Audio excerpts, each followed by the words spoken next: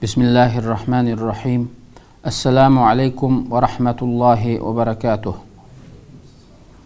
Alhamdulillahi nahmaduh wa nasta'inuhu wa nastaghfiruh wa na'udhu billahi min shururi anfusina wa sayyiati a'malina. Man yahdihillahu fala mudilla lahu wa man yudlil fala hadiya lahu. Wa ashhadu an la ilaha illallah wahdahu la sharika lahu wa ashhadu anna Muhammadan abduhu wa rasuluh. Subhanaka la ilma lana illa ma 'allamtana innaka antal alimul hakim. Allahumma 'allimna ma yanfa'una wanfa'na bima 'allamtana wa zidna ilman ya rabbal alamin. Hürmetli qarindoshlar, bugungi darsimiz O'ligimiz kim degan temadagi darsning 13-qismi. Bu darsda to'xtalganimiz vahiyning boshlanishi. Rabbimiz Jalla va Ala insoniyatga yana bir qitim mehribonlik qilib, haqiqatga yetaklaydigan to'g'ri yo'linishini belgilaydigan vahiyni bizga tushirishni maqsad qildi. Va bu vahiyni yetkazish uchun Muhammadun Mustafa sallallohu alayhi va sallamni rasmiy vazifaga tayinladi. Rasululloh sallallohu alayhi va sallam 40 yoshga kirganda vahiy nozil bo'lishga boshladi. Vahiyning dastlabki boshlanish ahvoli rost tush orqali bo'lgan. Muhammadun Mustafa sallallohu alayhi va sallam tush ko'rsa, tushni nihoyatda aniq, ro'shan ko'radiganligi. Xuddi shu kunduzda bir odam bir-biri uchrashib paranglashayotgan yo ko'rayotgan mushundaq ahvoldek tushni nihoyat ro'shan ko'radigan bir ahvol bo'ldi va shuningdek ba'zi vaqtlarda ko'rgan tushi shu kunning o'zida yoki bir necha kungachilik xuddi shuni qanday ko'rgan bo'lsa amaliy isbotlanadigan mushundaq bir ahvollar o'tirib keldi. Mushu voqeliklar bilan birlikda Muhammadun Mustafa sallallohu alayhi va sallam tadrijiy bir yolg'iz turishni xohlaydigan bo'lib qoldi. Odam boyalardan insonlar bilan jiq oralashish, mungdishish, paranglashish bu ishlardan payg'ambar sallallohu alayhi va sallam yolg'izlikni yaxshi ko'rdigan. Bundaq bir insoniyatning, turmushning, jamiyatning ahvollariga qiziqmaydigan bir ahvol Muhammadun Mustafa sallallohu alayhi va sallamda bo'ldi. Shu sababdan Muhammadun Mustafa sallallohu alayhi va sallam yolg'iz turish uchun Hiratiga, hozirgi Makka shahridan hozirgi shu Ka'bani asosqa vaqti taxminan 3 kilometr, 4 kilometr oraliqda kelishi mumkin deb bu haqdagi ulamolar shunday deydi. Shu Hiratigini shu yani shu uymu Janob Rasulullohninki o'zining turayotgan oila mahallasi shu tarafda. Shu tog'ni maqsad qilib shu taqqa bordi. Shu yerda bir Hira bir tog'ning bir o'zi ünkür varken, şu ünkürge kirip Muhammadun Mustafa sallallahu alayhi ve sellem bir mezgil şu yerde şundaq yolg'iz holatida istiqomat qildi. Bu vaqtdagi istiqomati Hazreti İbrahim alayhissalatu vesselamdan qolgan tavhidiyat aqidasi bo'yicha anglab kishilardan çoğ dadımız İbrahim alayhissalam mana shundaq ibodat qildi deb shundaq bilib olgan, shuni asos qilib turib shundaq istiqomat qilatdi. Asosli istiqomatining ko'pincha qismi tafakkur, o'ylash, o'ylanish haqida. Hamda bu jamiyat bir zulmat bosgan jamiyat. Kishilar nihoyatda eskilishib ketgan, nacharlar bek nachar, zolimlar bek zolim, pullini bo'ziga yetadigan, yavaşlığını bo'ziga yetadigan, shundaq bir tarafdan, shundaq bir pasandichilik, yana bir tarafdan qarag'an vaqtida e'tiqod, ixlos, ibodat masalalari boshqa bir tusda o'zi yasagan toshni iloh deb ibodat qilayotgan bu Muhammadur Rasulullahdek bundaq bir farosat egasi bo'lgan kishining ideyasidan bu o'tmaydi hamda. Bugünü da'vatgan gap atisi yo'q, mavqasiz shundaq bir jamiyat, shundaq bir fikr egalarini o'zgartirish uchun Janob Rasululloh sallallohu alayhi va sallam shu yolg'iz vaqtida nihoyatda o'ylanish qilib, tafakkur qilib va Allohni eslab, bütün Allah'ның qudratlarini eslab, bu tog'larga qarab, osmon, ziminlarni tafakkur qilib, shundaq bir yolg'izlik xiyoli bilan shundaq bo'ldi. Va tushning kundan kuniga yaxshi bir Ruşen halatlerdeki yaxşı düşlerini görüşü, xuddi her bir yaxşı düşle Muhammed Mustafa sallallahu aleyhi ve sellemge yenidən bir yeni işencelerini, ümitlerini tuğdurup atqanlığını öz his qıp tuğan halatda muşundaq bir mezgil davamlaşdı. Hem de bu yerde Resulullah sallallahu aleyhi ve sellem'nin bu özü Gari Hira'da turuş ehvali, yalğuzluqni bunda xalab Gari Hira'da turuş ehvali dəsləbdə hər qitim berib 3-4 gün turup, 5-6 gün turup, tədrici 10 gün turup, tədrici anadakən şu bir kelip Xadice radiyallahu anha bilen birli tutqan öyge, şu öydən uzuq tölük yemek içmekni elip ketip şu bir ay tuğan iken de şu Hira tağda. Muşundaq uzun mezgil şu tağda tuğan emdi. Yalğuz haletde. Bu Rabbimiz Celle ve Ala'nın Muhammedun Mustafa sallallahu aleyhi ve sellem'e dəsləbdə tuş arqılıq peygamberlik bişaretini berişideki hikmetler uçtum tut perişti kelip sen hazırdın başlap bu ümmetki elçi boldun, peygamber boldun dese ve perişti bu kişinin közü görünse bu bir insanlık tabiati bilen bunu kabul kılanmaslık ya ki iğir kep getiş ihtimallığı var idi. Şunun için Rabbimiz Celle ve Ala'nın hikmeti şu ki insaniyetini terbiyelemek olsun mu çoğun sınaklarını bir vasıta vermeydi. Azdır köptür tedrici küçük bir sınaklarını verdi. Tedrici onundan sel çoğurakını verdi. Tedrici çoğurakını verdi. Muşundak kılış arkalık püşürdüğün gepemdi insaniyetini. Ve berdiğin atayı haqlayan muşundak. Uçtum tut mındak bulup ketmeydi.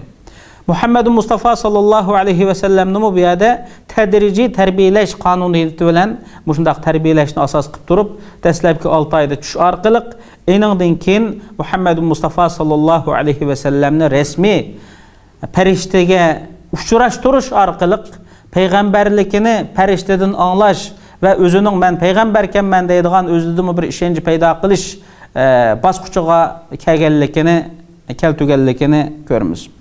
Peygamber sallallahu aleyhi ve sellem Hira tığıda şu ibadet bilen davamlıq adeti boyunca ibadet qilib, istiqamet qilib, tefekkür qilib, Allah'ını eslep muşundaq turatdı. Bir gün uçtum tut, şu tağda turvassa, önkörünün içi de emez, şu tağının ki, önkörünün ki üstü tarafı da dep alıdı bazı tarih ulemaları, şu yerde turvassa, bir kişi kilido, bir insan süpteki şeklideki boğan bir kişi kilido, kilip, men Cibril dep özünü tonuşturur. Men Cibril oğlu men, sen Allah'ın elçisi dep birinci qitimlik kılınğan vahiy bu oludu. Yani birinci qitim sen Allah'ın elçisi. Hazırdan başlap sen Allah'ın resmi elçisi ikenlikini uquşun kerek degen bu uqturuşunu kılıdı.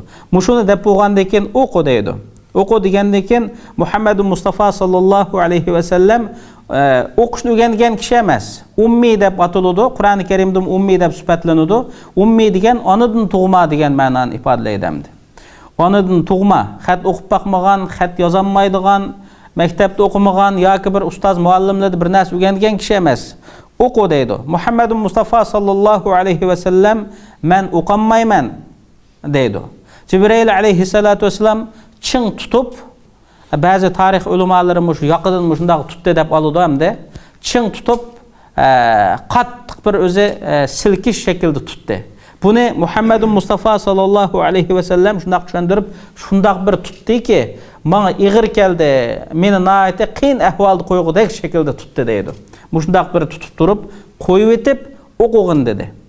O'qug'in dedi. Yani Muhammed Mustafa sallallahu aleyhi ve sellem o'xshash javobni berdi. Ma ana biqari'in. Men o'qalaydigan bir insan emas. Men bir narsa o'qolmayman deb shundaq dedi. Haqiqat shu edi. Yana Cibril alayhissalatu vesselam qattiq tutib, yana qo'yib etib o'qug'in dedi. Yana Muhammed Mustafa sallallahu aleyhi ve sellem men o'qolmayman degan so'zni takrorladi. Üçüncü qitim yana qaytadan qattiq tutib, yana qo'yib etib bo'lib o'qug'in dedi. Muhammed Mustafa sallallahu aleyhi ve sellem bu vaqtida agar o'qug'in deb yana buning javobini o'rgatmagan bo'lsa, yana o'qolmayman deb turatdi. O'qug'in dedi. Muhammed Mustafa sallallahu aleyhi ve sellemga Iqra bismi robbikallazi xalaq xalaqal insana min alaq Iqra ve rabbukal akram allazi allama bil qalam. Mushu suraninki mushu 5 oyatini shu vaqtda Cibril alayhissalatu vesselam tunji qitim o'qib berdi. Shuningga mushu 5 oyat tarix, yani vahiy tarixida birinci qitim nazil bo'lgan oyat Qur'oni Karimda. Iqra bismi robbikellezi xalaq degan yaratgan Robbingning ismi bilan o'qigin. Ey Muhammad, yani oldida bo'lgan shu kishiga da'vatgan so'z. Xalaqal insana min alaq. Laxt qandan insonni yaratgan. Mushundaq yaratdi bu Robbing. Yani laxt qan uyul qandan insonni yaratdi. Bu insoniyatning yaratishidan boshlab tushuntirib o'tdimda. Iqra va robbukal akram. O'qigin. Sening Robbing nayt hurmatlik, hurmatlanishga tegishlik bo'lgan Robb, shu Robbingning ismi bilan o'qigin. Allazi allama bil qalam. Qalam bilan xat yozishni o'rgatdi. Allamal insana ma lam ya'lam. İnsanlarga ular bilmagan nurg'un narsalarni bildirdi. Mushu Robbingning ismi bilan o'qigin, mushundaq boshlab o'qigin deb Muhammad Mustafa sallallohu alayhi va sallamga bu shaklda o'qishning nereden boshlab o'qiydiganligini, qandoq o'qiydiganligini o'rgatdi. Muhammad Mustafa sallallohu alayhi va sallam bu oyatni, yani shu vaqtdagi tunji qitimliq nazil bo'lgan bu 5 oyatni bu farishtadan anglab bo'lgandan keyin bu farishta shu yerda g'oyib bo'ldi. Muhammad Mustafa sallallohu alayhi va sallam Xadija radhiyallohu anhaning uyiga qaytib kelib, o'zining nayti qo'qab ketganligini bayon qilib, zammiluni dedi, meni yo'gab qo'yinglar dedi. Ular Xadija radhiyallohu anha belki ailesida bola chaqalari bilan birga tug'an bo'lsa kerak, birlikda yo'gab Muhammad Rasululloh sallallohu alayhi va sallamni yo'gab qo'ydi. Bir az o'tgandan keyin Janob Rasulullohning qalbininki titirgan holatlar biroz besqandan keyin Muhammad Mustafa sallallohu alayhi va sallam Xadija radhiyallohu anhaga bu ahvolni tafsili bayon qilib berdi. Men o'zimdan ansirab qoldim. Menga mushundaq bir ahvollar yo'liqdi bugun. Bir kishi keldi, men Jibril deb o'zini tanishtirdi. Meni sen elchi olding, mush ummatga sen elchi bo'lib tanlanding deb shundaq dedi. Endan keyin o'qi dedi, men o'qiy olmayman dedim. Kelimdan bunda siqdi, qo'yibdi. Oxir buni mushundaq o'qi degan mana mushu o'rgatdi deb shundaq degandan keyin men o'zim ansirab qoldim.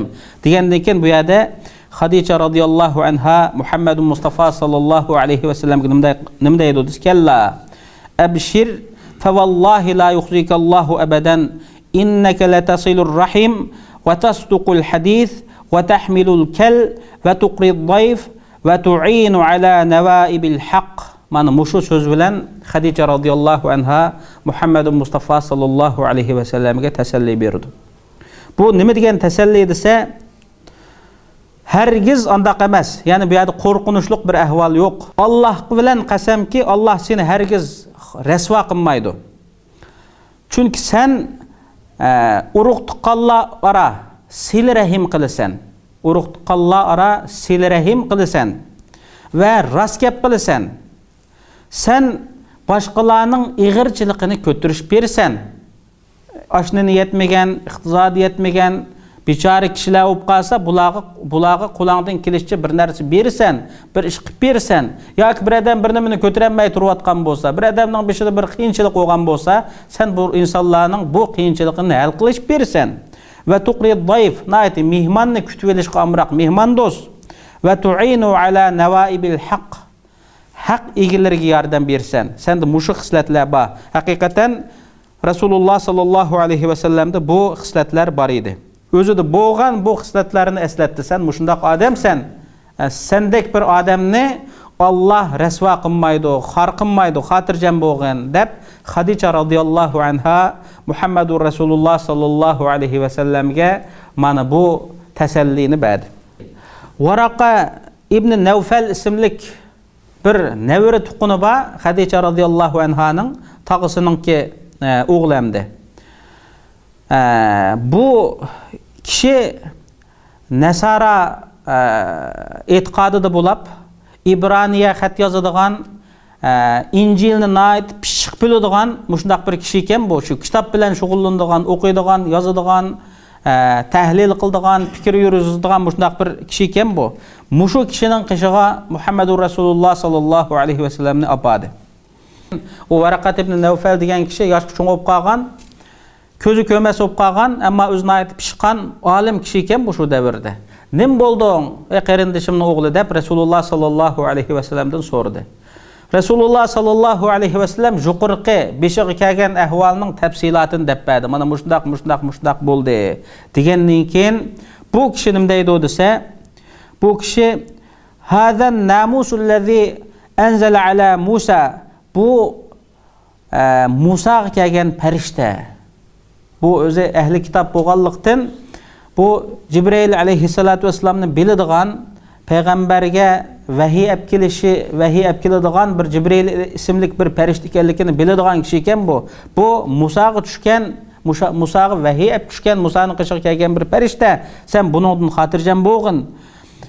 Ya laytani fiha jaz'an akunu hayyan hina yukhrijuka qawmuk. Agar qavming seni chiqarayotgan vaqtida men kuchlik bir o'zi yosh holatimda bo'lgan bo'lsam, kuchlik holatimda bo'lgan bo'lsam, men deb bu gapni deb berayotgan edi bu kishi. Seni qavming jutingdan qo'g'lab chiqarib etadigan vaqtida men bo'lgan bo'lsam deb shundaq deganda Muhammadur Rasululloh sallallohu alayhi vasallam dediki, "Ava mukhrijiyahum", ular meni chiqarib etamdi deb hayron qoldi bu yerda. Bu Muhammadur Rasululloh sallallohu alayhi vasallamni nayet yaxshi ko'ratdi xalqi, qavmi. Hattoki ishonchlik ekanligini, sodiq, samimiy, rostchilik ekanligini bilatdi. Shu sababdan Muhammad Amin, ya'ni ishonchlik Muhammad degan bu sifat bilan o'zi atashgan edi. Mushu sifatlik bo'lgan bir kishi hamdi. O'zining axloqim nayet yaxshi, meni chiqarib etamdi deganda bu Varaqat ibn Nawfal degan kishi deydi-ki, sana o'xshash payg'ambar bo'lgan kishilar dushmanlik bo'ladi.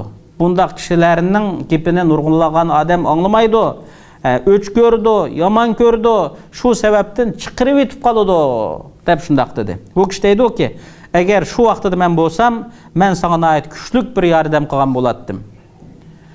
Deb shundaq dedi. Ondan bu kishi uzun o'tmay vafot bo'lib ketdi. Mana mushu birinchi qitimliq mushu vahiy bo'lgandan keyin oraliqda bir mezgil vahiy to'xtab qoldi. Hamda bu yerda Rasululloh sallallohu alayhi vasallam o'zim ishonch qilgan edi. Meni Alloh mush xalqqa elchi qilib tanlabdi.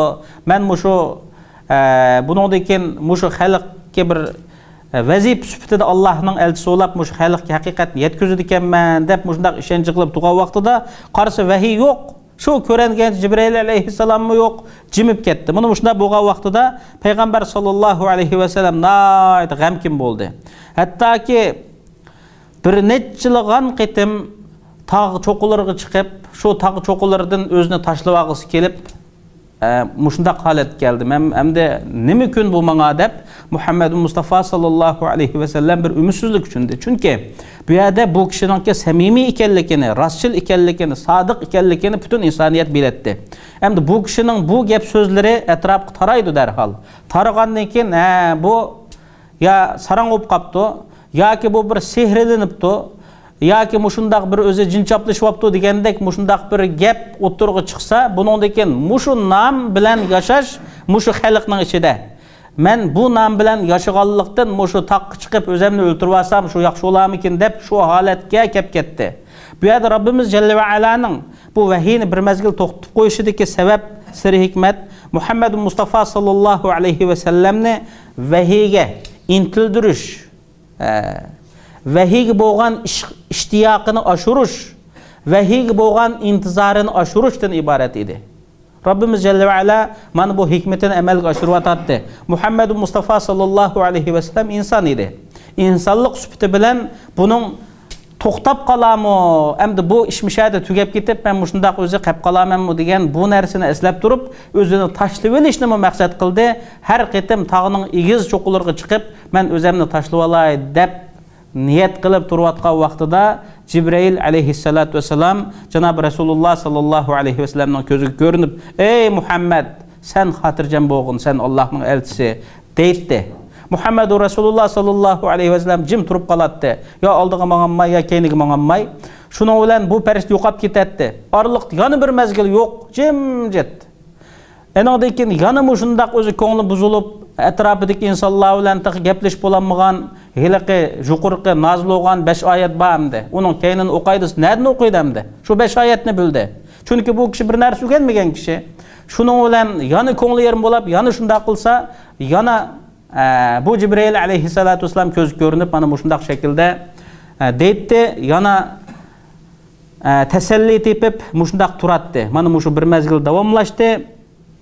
Davomlashgandan keyin Muhammad Mustafa sallallohu alayhi va sallam ikkinchi qitimliq vahiyga qalbida bo'lgan ishtiyoqni kuchaydi hamda. Agar vahiy buningdan keyin chupqasitdi, qaytadan shu kishi kas menga bir nima desa, buning oyig'ini bir o'rgansam, vazifamning nima ekanligini bilsam, xalqqa haqiqatni tushundirsam, demasin bu atrofdagi bu zulmat vasqan bir holat hamda. Degan mushu narsalarni maqsad qilgan holatida mushundaq saqlab turdi. İkinci qitimliq vahiyning boshlanishini inshaalloh kelar qitimliq darsimizda davomlashtiramiz. Endi bu yerda Muhammadur Rasululloh sallallohu alayhi va sallamningki xoli o'rinda, ya'ni yolg'iz o'rinda istiqomat qilishidagi sir hikmat. Mushu hozir biz mushu İstanbulchilik holatimizda o'zimizni eslab baqsaq bo'ladi. Ettigende turumuz, namazlarımızda okuyumuz, keçkiçilik namazını o'qib derhal işimiz aldıraş tügümeydi. Akşam keç oldu yatımız, şu yatqıçılık mı çarçap aran qalımız, yanı kopumuz. Mana mushundaq halatda mushundaq ketaverib, bir xilvat xali bir o'rinda Allohni eslaydigan, Allohning qudratini eslaydigan, etrafimizdagi kishilarning g'imini eslaydigan, ummatning g'imini eslaydigan, xalqimizning beshiga kelayotgan zulmatlarini, kulfatlarini eslaydigan bir samimiy qalblar, samimiy ruhlar, asosan bunda xiyol, o'y, tafakkurlar yo'qolib ketadigan holat kelib qolib. Aldirash, qachonla qarsak aldirash. Mana bu insonni barbod qiladi. İnsanı barbod qiladi. Balkim biz mushundaq cho'gilab yurib alamdan o'tib ketib qolishimiz mumkin. Shuningga Muhammadur Rasululloh sallallohu alayhi va sallam yashayotgan hamda shu davrga o'qishtirdi desak, hozir nurg'unlagan musulmonlar bilan birlikda yashaymiz alhamdulillah. U vaqtida buni faqat shu yuqorqi tasallini beraligan bir Xadicha radhiyallohu anha bamdi. Inondan keyin Varaqat ibn Nawfal degan kishi bu tasallini bergan edi, bu kishi olamda yondi. Demak, Janob Rasululloh sallallohu alayhi va sallam yolg'iz qolgan edi. Hamda hozir alhamdulillah biz azdir ko'pdir tasalli topadigan musulmon muvahhid qarindoshlar, ulamolar, ustozlar bor. Ya har xil shakllarda bir qulluqimizga yetib qoldi, ya o'qib qolamiz, ya anglab qolamiz. Yana shuningdimi bizning mushu davrimizdagi zulmat, jaholat Rasululloh sallallohu alayhi va sallamning davridagi zulmatlarga, jahodatlarga o'xshab ketadi yoki ma'lum bir joylarda, ma'lum bir o'rinlarda yoki ma'lum bir musulmonlarning beshiga kelayotgan zulmdan apetgan vaqtida shu davrdagi jaholatdan, zulmatdan, zulmdan ortiq bo'lsa baki kam emas. Shuningga buni tafakkur qilish, yolg'iz insonlarga jiq bir varang-churang bo'lmagan tinch holatlarda o'ltirib bir tafakkur qilib beqishga to'g'ri keladi. Allohni eslashga to'g'ri keladi. Mana bu Rasululloh sallallohu alayhi va sallamning vahiylikning birinchi bosqichlari ko'ringandan boshlabla, ya'ni rost tushish orqali boshlangan vahiydan boshlanibla Rasululloh sallallohu alayhi va sallamning mana shundaq o'zi xoli yolg'iz joylarda Allohni eslaganligi, tafakkur qilganligi, buningdan bizmo bir dars chiqarishimizga to'g'ri keladi. Endi bu yerda biz davomli ikki xil ahvol ustida yashaymiz endi. Biri o'zimizningki ahvolimizga, o'zimizning qalbimiz, e'tiqodimiz, iymonimiz, axloqimiz, bilim saviyarimizga diqqat qilishimizga to'g'ri keladi. Muhammadur Rasululloh sallallohu alayhi va sallamni onadan tug'ma, ya'ni o'qimagan, o'qishni bilmaydigan, qalam tutishni bilmaydigan, xat yozolmaydigan bir kishi edi dedik. Bu kishini mushunchavala insoniyatni to'g'ri yo'lga yetaklaydigan shu vazifaga tayin qilish uchun Rabbimiz Jalla va Ala ilahiy tarbiya bilan tarbiyaladi. Bu tarbiyaning birinchi bosqichi nimadan bo'ldi? Iqro bismi robbikallazi xalaqdan bo'ldi. Yaratgan Rabbingning ismi bilan o'qigin degandan bo'ldi. Mana bu birinci terbiye, ilahi terbiye muş iken, hazır mı? Yani muşundak toğur liniyada, toğur yölünüşte, toğur yolda muşundak bir okutuş terbiyesi her vakit muhim. Bazı qeyrindaşlarımız dep qilishi mumkin. Hazır mı okuydigan devir mi? Okuydigan devir ama to'g'ri o'qalish okuydigan devir. To'g'ri o'qanmay qolsa, to'g'ri o'rganmay qolsa, 30 pari Qur'oni Karimni yod elib o'tishi mumkin inshaalloh. 30 pari Qur'oni Karimni dunyodagi eng go'zal o'qiydigan ovozli qarilarning shaklida o'qib o'tib qilishi mumkin. U boshqa gap. Bu yerda qalbiga ta'sir qiladigan bir o'qish bo'lish kerak. Bu insoniyatning o'zi bilan bo'lgan munosabatlik masala. Biz ikki xil narsaning birisi davomliq o'zimiz bilan o'zimizning oraliqimizdagi va Allohningki biz bilan bo'lgan munosabati, islomning bizga ta'sir qilishi, mush holatlar bu masala ustida yashaymiz. Davomliq shayton qalbimizga vasvas qilib turdi. Dunyo mehr muhabbati, dunyoning huzur halovati xuddi tugamaydigandek, biz o'lib ketmaydigandek, yani nurg'unlagan yil yashaydigandek mushundaq bir ideya, e'tiqodlar bizga davomliq vasvas qilinib turdi. Biz shuning qiziqib turmiz. Mana bu ahvol. Davomliq mushundaq raqobatda yashaymiz hamda. Ikkinchi bir ahvol, agar o'zimizga ega bo'lsak, o'zimizda ma'lum islohotlar ko'rilsa, biz atrofimizdagi musulmonlar haqida o'ylanishga to'g'ri keladi, tafakkur qilishga to'g'ri keladi. Atrofimizdagi insonlar, birinchi ahli bola chaqalarimiz, oila farzandlarimiz, ayollarimiz, avlodlarimiz bular haqida tafakkur qilish to'g'ri keladi. Buningdan eshib atrofimizdagi insonlar haqida tafakkur qilishga o'ylanish to'g'ri keladi. Men bugungi kunda ma ummatga nima qilib bera olayman deydigan bir narsani bir o'ylash kerak. Bugungi kunda Alloh meni ma Uyg'ur millatidan musulmon qilib yaratibdi. Ma millatga, ma musulmonga, ma urug' tuqqanligiga, yo qavm qarindoshligi, ma kishiliga bularningki e'tiqodi uchun, dini uchun, İslamiyet üçün, aqidasi üçün mening qo'limdan bir ish kelamdi ekanmamdi. Agar kasi men qildim o qilmadim degan narsalarni bir tafakkur qilib o'ylanib beqish to'g'ri keladi. Muhammadun Mustafa sallallohu alayhi va sallamni bu yerda Rabbimiz jalla va ala mana bu shaklda tarbiyaladi. Muhammadun Mustafa sallallohu alayhi va sallam o'zimi davomli tafakkur qilib mana mushu ko'rayotgan, ko'zimizda ko'rayotgan, biz ko'rayotgan, quloq anglayotgan mushundaq zulmatga o'xshagan shu Rasulullohning davrida mushundaq bir zulmat, bir jamiyat bor edi. Shundaq bir o'ktam, haddidan oshgan mushundaq bir zo'migar, mushundaq bir jamiyat, mushundaq bir insonlar bor edi. Bu insonlarni tuzaltishga, o'ngshashga tegishli edi. Agar o'ngshalmay qolib qolsa bu bo'lmaydi bu. Buzilishga buzulup bo'lgan, yani tig'imi buzilishga kun-kun shunda bo'ladi. Rasululloh sallallohu alayhi va sallam buni bu xoli o'rinda turish orqali mana mushularni tafakkur qiladi, o'ylanadi. Xoli qolgan vaqtlarda, yolg'iz qolgan vaqtlarda. Shuning biz davomli o'zimizning g'imimizni qilib, shu pul tepib, ashnan tepib, uni yeb, buni qilib, ani qilib, mani qilib, baliq qilib, chaqlarimizni o'qisaqmi imkon qadar shuni bir joyda bir bozor chiqsa, bozorga silib, nayt obdan o'qibdi deydigan bir gap bo'lsa, yoki o'zimiz shundaqroq bir ideya bilan tursak, biz ma'vo Rasululloh sallallohu alayhi va sallamdan ulgini olamagan bo'lamiz. Ulgimiz Muhammadun Mustafa sallallohu alayhi va sallam shundaq davomliq shu ummatning g'imini yegan. O'zi shundaq deydi Rasululloh sallallohu alayhi va sallam: "Man lam yahtamma bi amril muslimina falaysa minna." Musulmonlarning ishiga ko'ngil bo'lmagan kishilar bizdan emas. Musulmonlarning ishiga ko'ngil bo'lmagan kishi ya kishilar bizdan emas. Musulmonlarning ishiga ko'ngil bo'lmadi degan nima degan gap?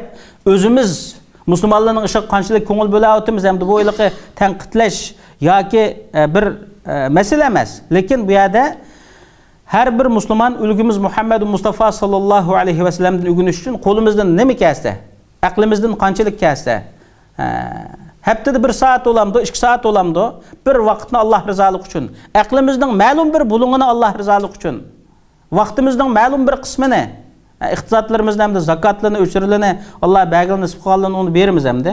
Taqat yetishcha uningdan jiq bera olsak, afzal shundaq bir kuchachqa to'g'ri keladi. Shundaq qilmasak, bizmi atrofimizdagi g'aldig'ash insonlar bilan, kozzab insonlar bilan, saqtipaz insonlar bilan bizmi saqtipaz bo'lib ketib qolamiz.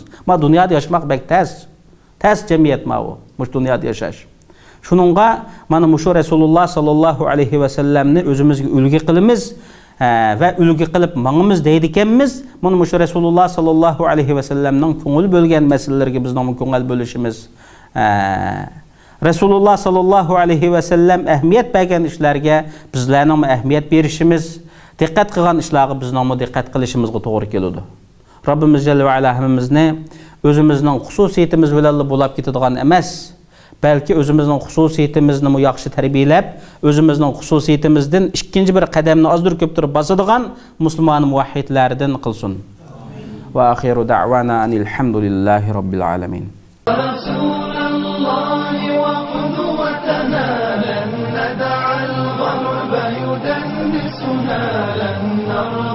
أبدا ذلتنا يا رسول الله يا رسول الله وقدوتنا لن ندع الغرب يدنسنا لن نرضى أبدا ذلتنا يا رسول الله